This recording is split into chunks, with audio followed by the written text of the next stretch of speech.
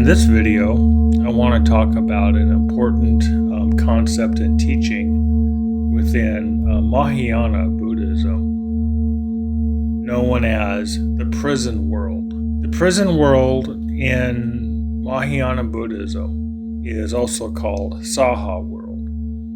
And we see the description of the Saha World first in the Lotus Sutra that teaches us that this world that we live in, this physical world of where our bodies and where we reside, where we work and sleep, is the Saha world.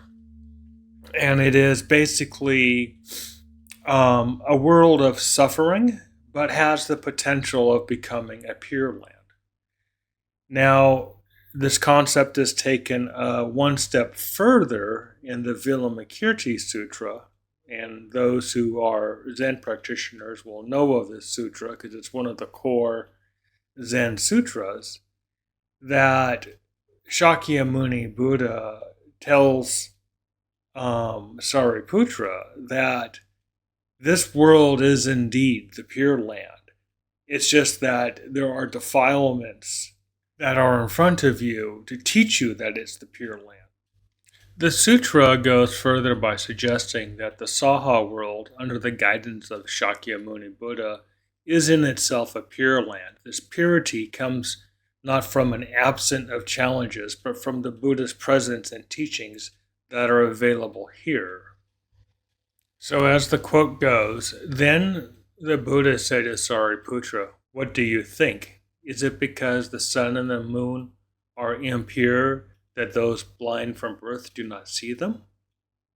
Sariputra replied, "No, Venerable. That is the fault of the blind, not the sun and the moon." The Buddha declared, "In the same way, Sariputra, the fact that some living beings do not behold the splendid display of virtues of the Buddha field of the Tathagata is due to their own ignorance. It is not the fault of the Tathagata. Sariputra, the Buddha field of the Tathagata is pure, but you do not see it." Many people are aware of the wheel of rebirth, and this is a typical representation of it, in where we reside what's known as in the human world. But yet it is also counterbalanced by the spiritual mental world.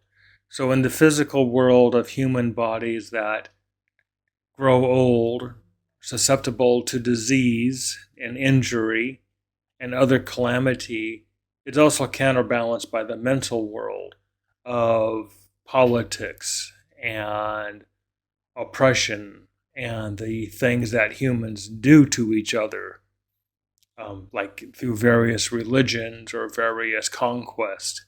This in-between is known as the Saha world. And this is the world that Shakyamuni is talking about. This is the world that we live in. This is the world of this Buddha. Other Buddhas have different worlds. Many people, especially in the Pure Land sects, pray to Amitabha, who has fashioned a different Pure Land, one devoid of the typical sufferings of the Saha world, in where those who are sincere and faithful may go to his Pure Land to have a better chance at understanding and practicing the law of the Dharma. This is many people know of Pure Land Buddhism.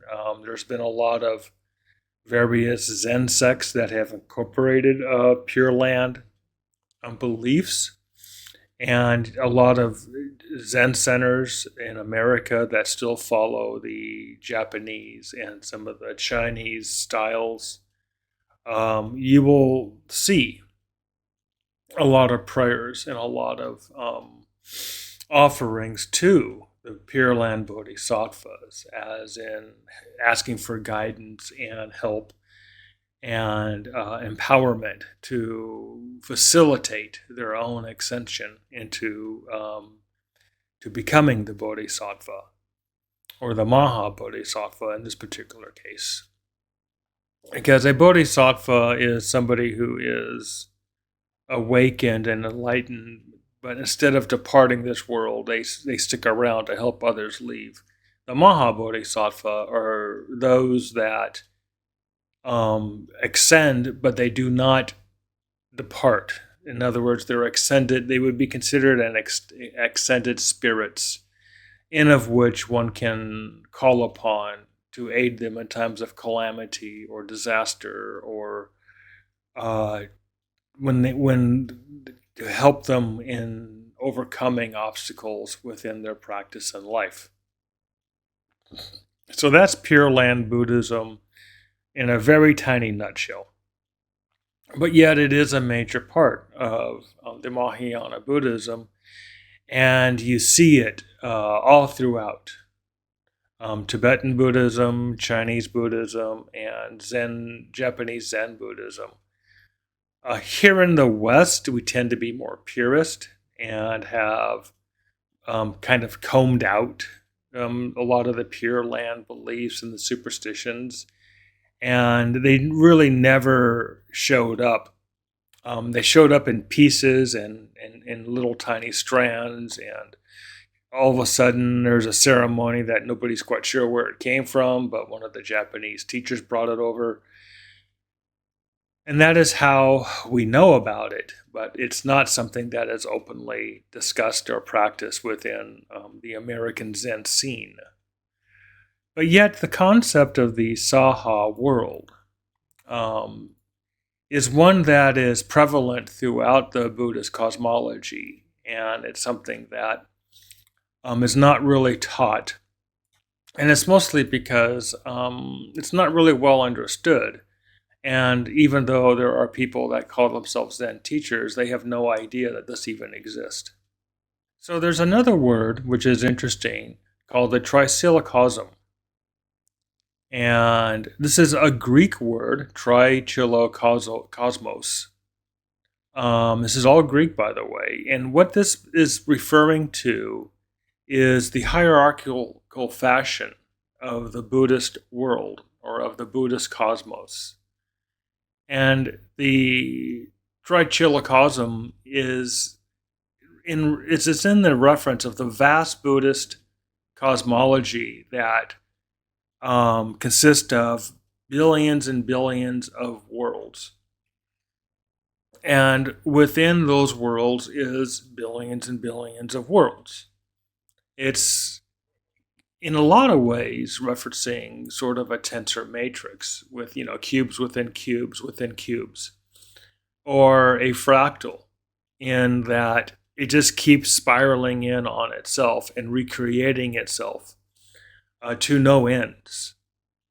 And you see this, which is interesting, that fractals is being described in ancient Buddhist texts, which should tell us that our ancestors were not dumb people. They fully understood fractals and fractal math and fractal geometry, but saw it in a more sacred and more religious manner, and realized that this cosmos that we live in is a fractal, and that we in this particular instance is just a variation within that fractal. It's just a layer, or just a apparition of within it, and that countless beings in countless worlds are up and down and left and right of where we're at. And this is still all the Saha world. It's all still within the realms of suffering. Some suffer more, some suffer less. Some have an easier time at it, some have a less time or a harder time at it. Now, these are all considered within the Buddhist canon, Buddha fields, that every apparition within the Saha world is a different Buddha field with a different Buddha. And this is something that one is reborn into due to karma, but it's not something that we can control. Now, this is in this particular Buddha field, we are born into the Buddha field of Sakyamuni Buddha. And that is within the definition and teachings of the Mahayana Sutras. And again, I reference you to the Lotus Sutra and the Vilamakiri Sutra for more clarification of this. Now, this doesn't end here, this Saha World, which let's talk about the Saha World. In modern times, we call it prison planet. And what is a prison? Well, if you really look at it, it's a place that people go in where their freedom or their self-determination is taken away. Now, some people call this punishment. Other people call this corrections. But the intent of this is that people are deprived of their self-determination. And somebody else will determine what they do. And in that determination, their movements are limited. Their interactions are limited. They are told when to get up, when to eat, when to work, when to take a break, when to relax, when to sleep, and get up again. Now, a lot of people will also recognize this as slavery. And in definition, it is slavery. Slavery isn't just unpaid work. It is being controlled. It is being dictated to as in how you will live, how you will interact, and in what means and manners that you will do these things in. And those that defy the orders or the control are often purged out of society. And you see this all the time, in where there are those that they don't want to go along with whatever the masters say, and so they're out. And you can find them all over the place. And a lot of times Buddhists, especially those that become the bhikkhu or the monk, they're basically saying, I am out.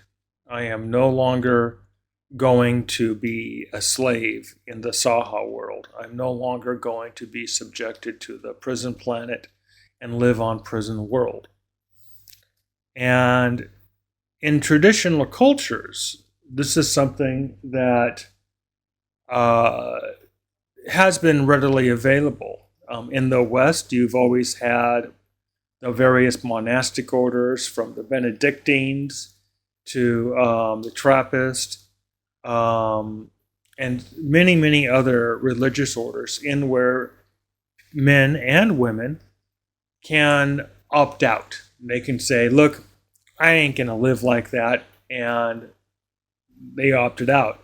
In the East, you had the various forms of the bhikkhus, and in other cultures, you also had the same thing with the holy men, the shamans, various groups that would devote themselves to the study of the supernatural,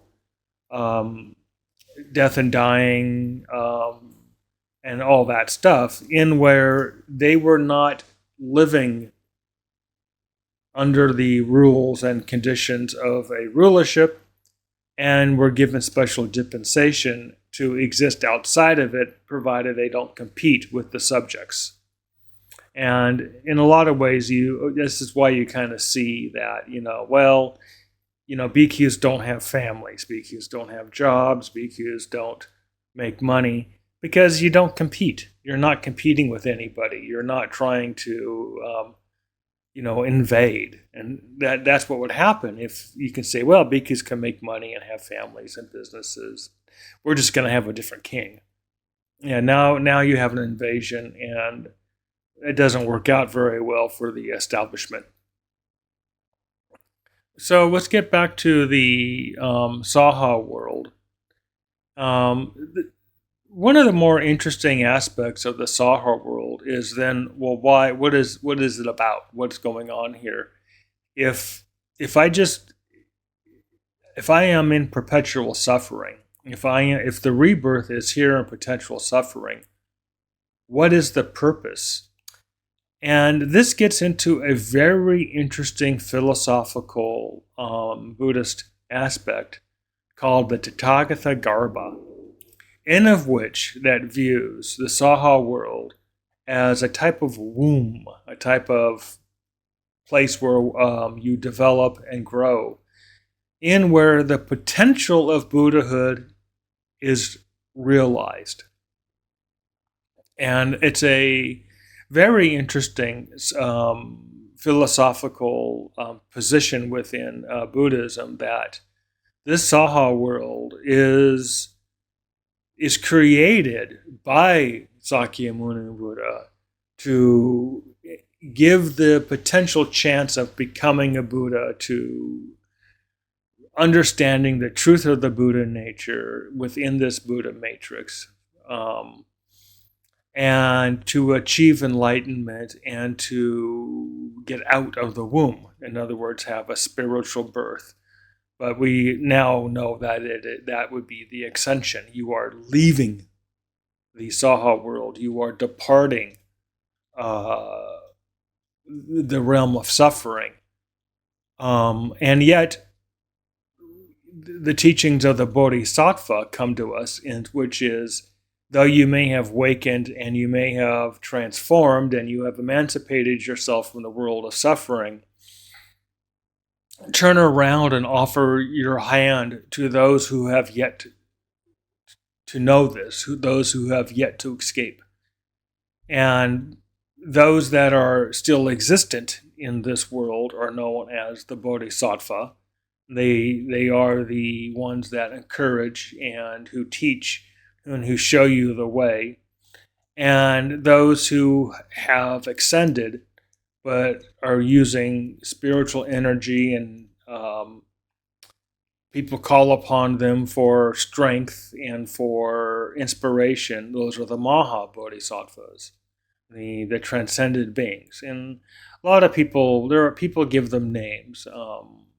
Go to a Zen center and you will see various statues or various plaques for various. I guess the word would be aspects of the bodhisattvas, that of compassion or vigor or strength or determination or persistence, and you can see that. Now, Tathagata Garbha again is a complex and very debated upon philosophy within Mahayana Buddhism. This concept does not exist at all within Pali Buddhism or that of Thai Buddhism, just as Buddha nature or Buddha matrix isn't even a concept within that structure. So again, this is not something that all Buddhists will agree upon, and this is something only within certain schools of Buddhism. So like I said, also, if you go to a Mahayana school or your teacher claims to be Mahayana, there may be little to no understanding of this concept because it is that deep and that complex. All right, so I have spoken about the prison planet that we are all in and the way out of it, which is the embracing of the Four Noble Truths and the using the Eightfold Path to get out of it, the philosophical concept of the Saha world and why it exists and why Buddha created it or basically manifested it. All right. If you have any questions, put them in the comments. Thank you.